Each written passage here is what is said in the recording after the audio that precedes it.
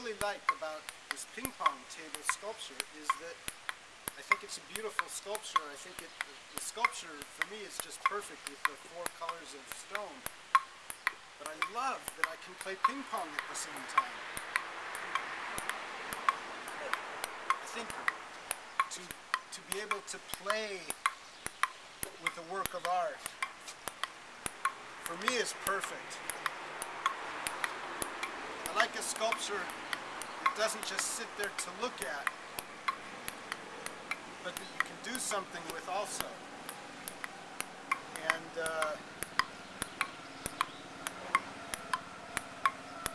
why did you pick the colors, Neil?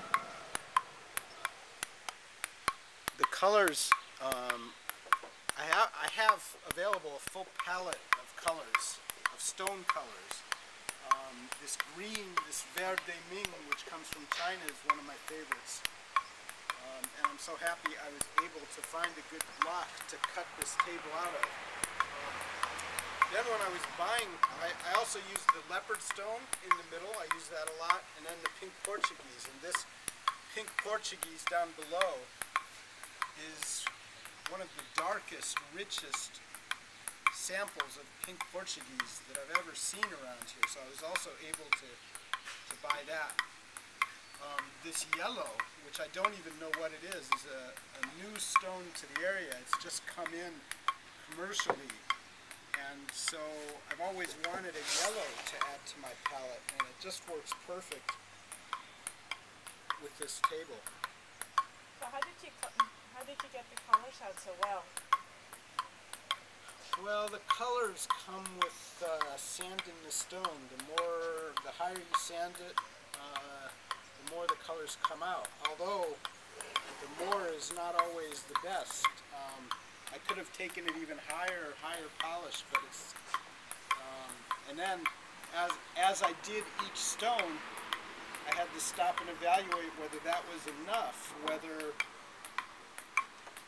as soon as you bring one stone up higher, then the aspect of all the others do. It's like a painting. You can't change one thing in the painting without changing everything else or reevaluating everything else. So in the end, I think I found a good composition and a good balance for all the colors. Now, would you consider this your masterpiece so far? My capolavoro. See? I think so.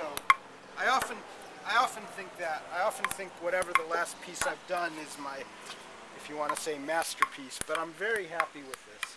I think it accomplishes a lot of things that I've been trying to do over the years.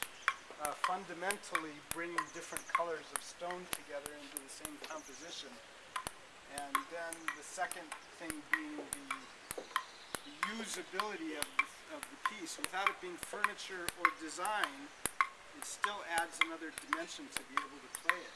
And what I like about this ping pong table is, as you can see, we're playing. It's not just the idea of a ping pong table. It's an actual ping pong table. I mean, you can play a game on it. All you need is 2 people who know how to play ping pong a bit, and then after you get the measure of the table, it's quite easy to get a rally going and keep it going. And the fact that it's smaller than usual table, that the sides are curved, that the net's hard, it doesn't matter at all.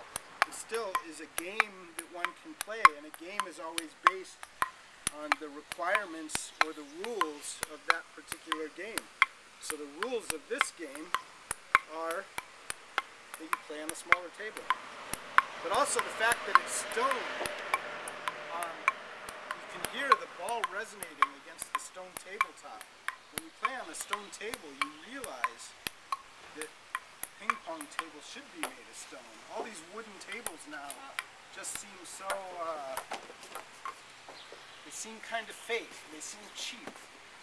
Every ping pong table should be. So what does ping pong mean for you? Ping pong, well, it's the back and forth of daily life, isn't it? I don't know, you tell me. Ping pong. Brings people together? I mean, it's kind of useless in a way, but it's kind of useless. but it's fun.